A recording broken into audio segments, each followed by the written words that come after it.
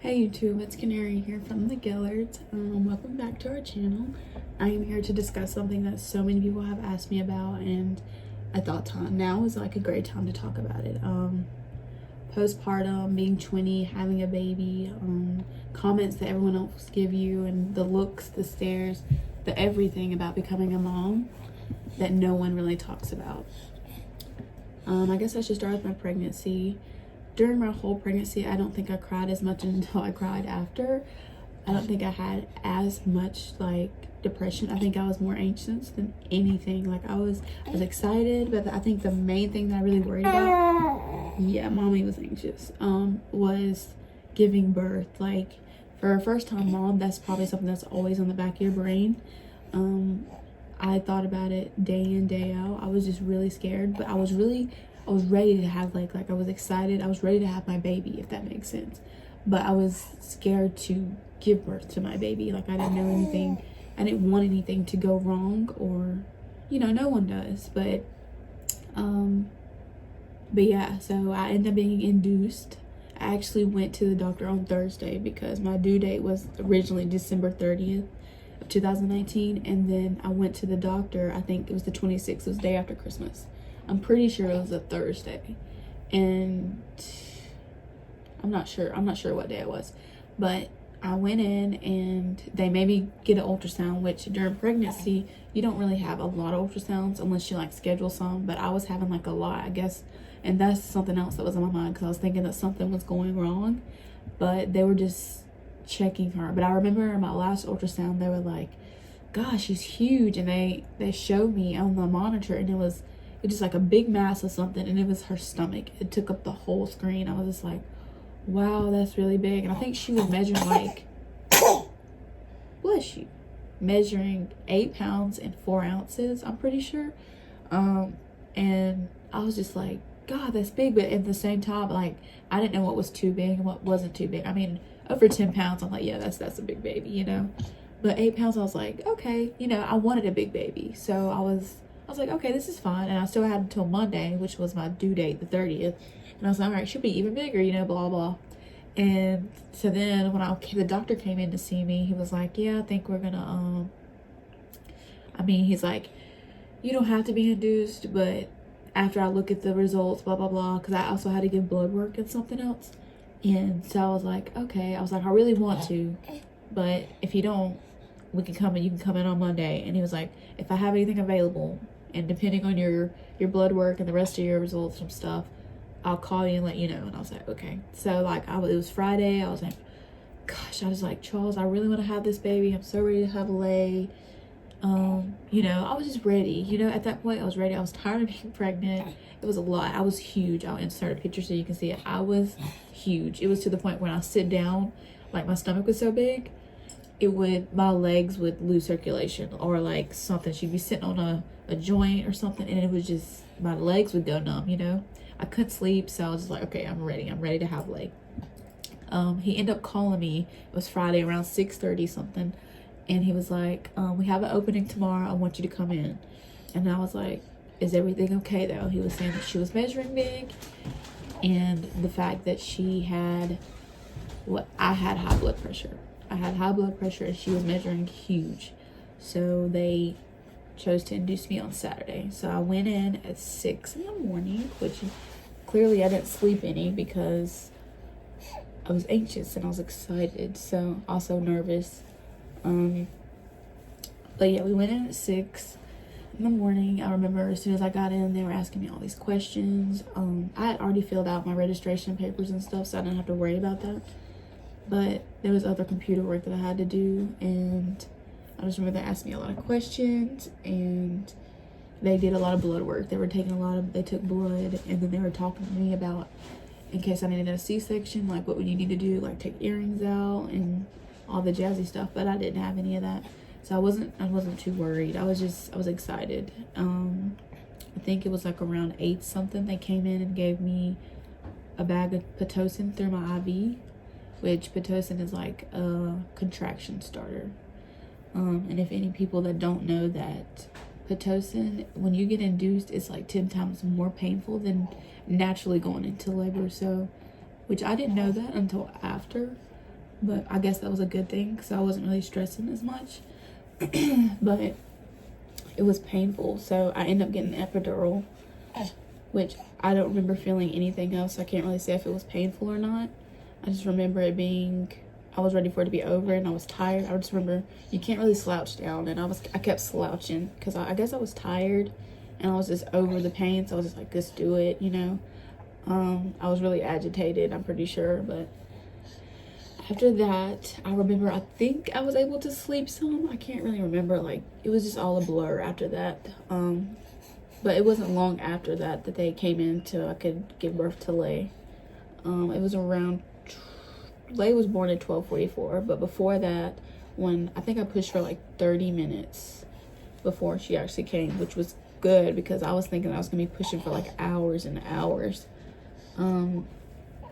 But I wasn't, which I was happy for that. But yeah, during the laboring experience, Lay she was big, which like I said, that Thursday she weighed in at 8 pounds 4 ounces. But when Lay was born, she was 9 pounds 1 ounce. So Lay ended up getting stuck in my birth canal, which ended up leading to her being bruised really bad. Lay was purple when she was born. Like, she didn't look like a baby. You know how most babies are, either they have like that slimy white stuff all over them and they're like really red and really pale. Well, Lay was purple.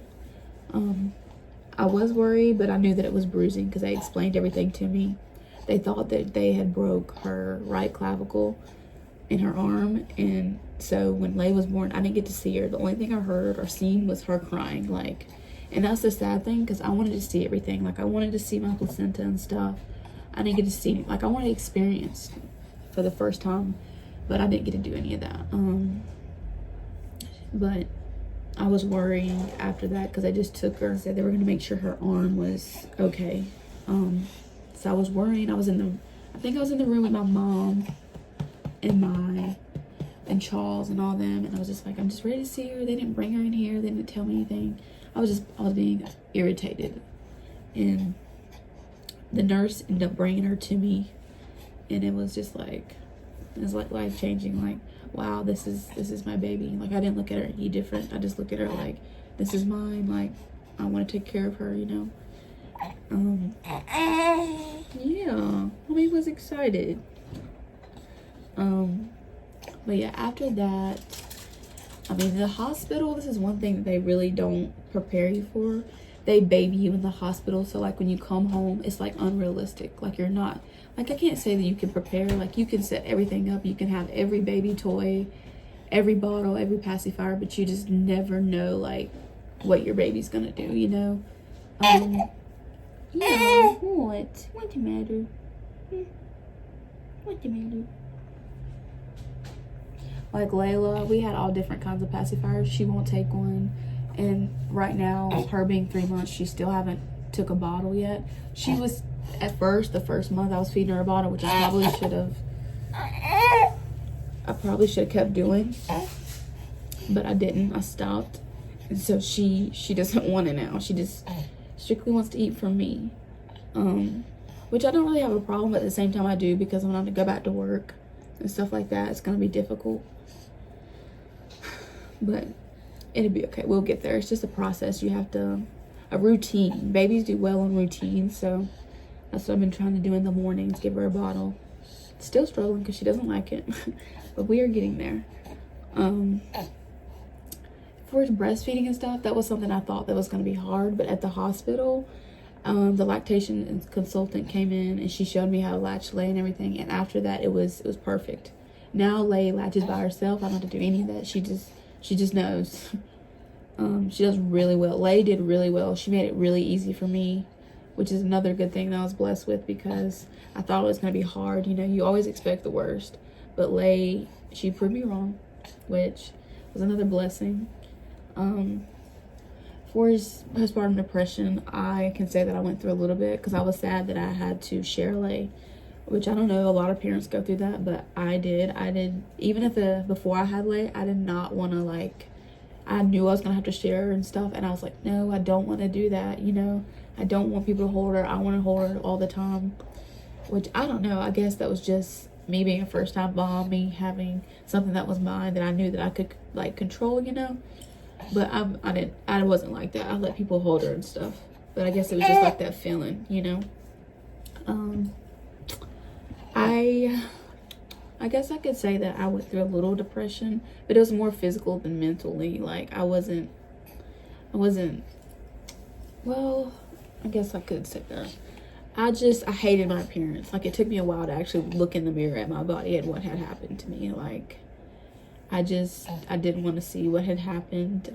I think it took me about a month, maybe a month and a half, to actually look at myself and be like, you just had a baby. Like, give yourself some credit. Stop being so mean to yourself. But I mean, I would still dress up and stuff. I just wouldn't want to, like, I just didn't want to see it, you know? For as having like baby blues and stuff, I can say I had a little bit of that. I didn't really cry as much. I mean, I would cry like maybe once a week for that first month, but it was because I was excited. Like I was happy. I'd just be like, oh my god, I had a baby, you know. Like it was a happy cry. It wasn't like a sad cry or any of that.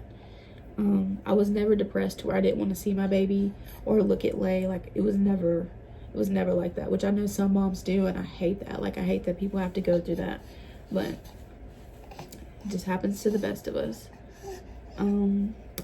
What else, Lay? What else does mommy have to talk about? Oh, Lay's sleeping schedule. At first, Lay did sleep pretty well, but you know, most babies sleep for a long time anyway. So she would sleep, most of the time she would sleep through the night. Not through the night all the way. Like she would wake up around 3 a.m. and then I knew she'd be waking up at like 6 to eat. So it was routine, like she would do that. Even sometimes now she still do that, depending on when I feed her before she go to bed. But it was just, she did good, but then it switched where she was sleeping more in the day than at nighttime, which was fine because I can, like, being young, that's something that I think that's a pro. Like, you're not really bothered about waking up in the middle of the night. And plus, I'm a light sleeper anyway. So it doesn't really bother me. And the fact that I know it's her, it's not something random just waking me up, I can't really get mad, you know? What else, mama? Lay is strictly breastfed. I just recently tried to test her out on some baby food and she liked it, but I'm just, every now and then, I haven't really started because she's still kind of young and I'm waiting on her doctor's appointment.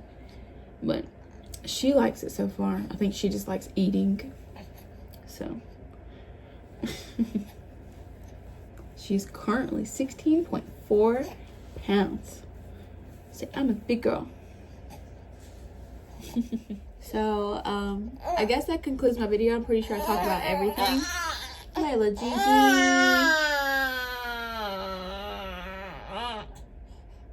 That is nice. That is nice to say. That's very nice.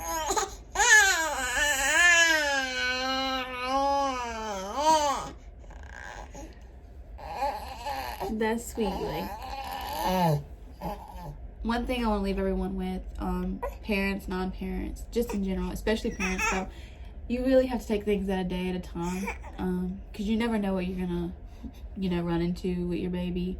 They can be sick, stuff. Thank God Lay hasn't been sick yet, knock on wood. I've just been blessed. So you just never know, So don't get your hopes up or feel like, oh my gosh, my baby's this. Or my sleepy. But yeah, thank you for watching, and feel free to like and subscribe and check out our last 2 videos.